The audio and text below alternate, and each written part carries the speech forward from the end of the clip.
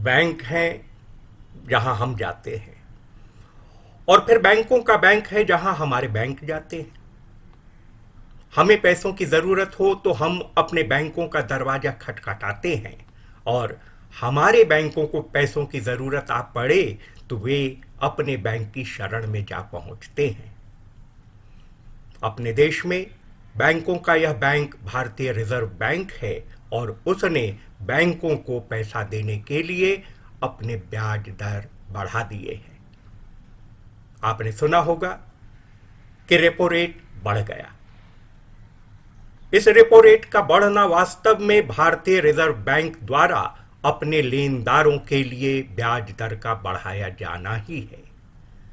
Repo rate में 40 अंकों की बढ़ोतरी की गई है, जिसका सीधा मतलब यह है कि अब हमारे बैंकों को रिजर्व बैंक से पैसे लेने के लिए 4.4% ब्याज देना होगा।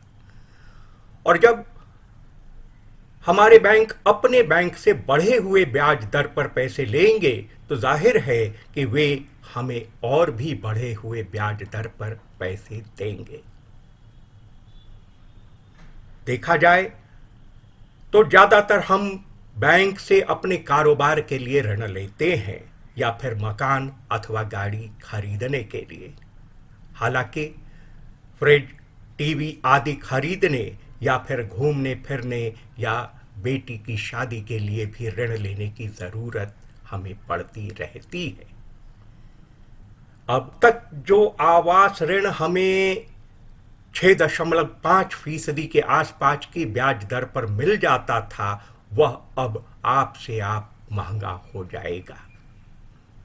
हो सकता है कि इससे घर खरीदने का आपका फैसला टल जाए, या फिर अपने घर का सपना धरा का धरा रह जाए।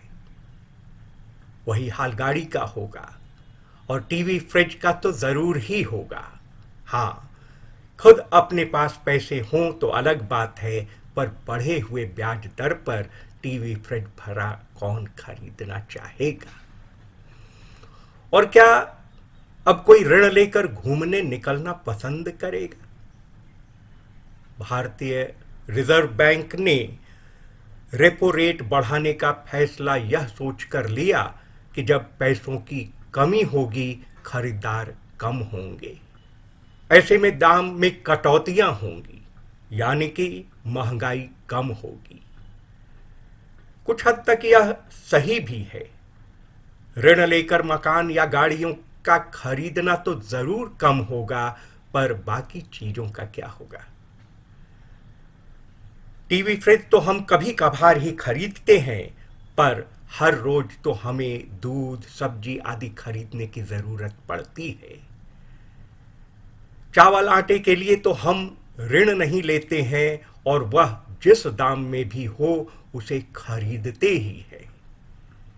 फिर उनकी मांग पर क्या असर पड़ेगा?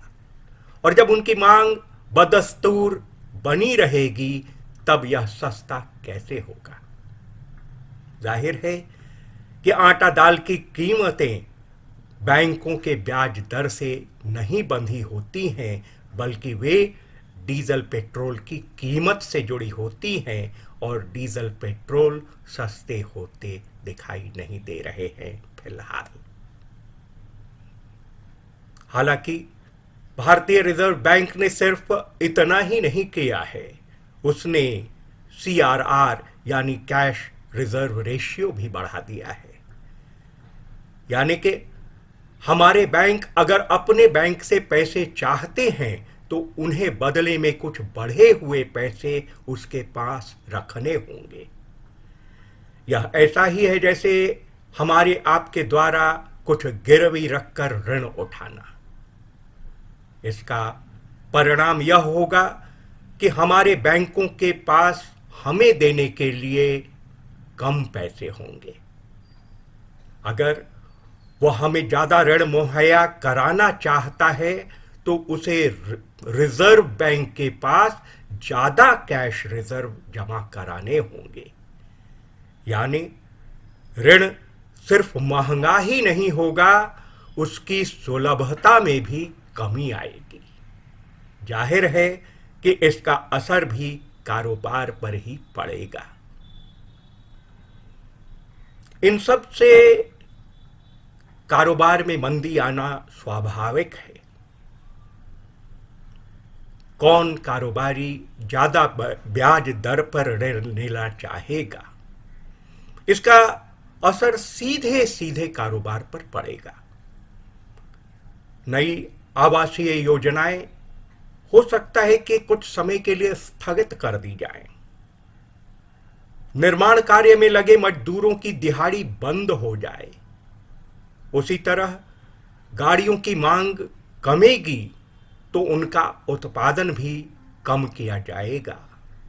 उत्पादन कम होंगे तो मजदूरों की छटनी होगी, यानी रोजगार के अवसर कम होंगे और बेरोजगारी बढ़ेगी।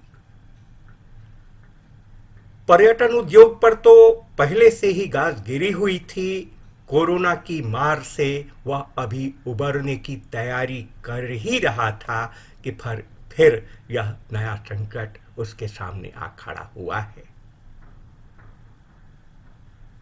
रेपो रेट में इजाफे के बाद शेयर बाजार ने जिस तरह गोता लगाया है, उससे साफ है कि कारोबार को झटका लगा है।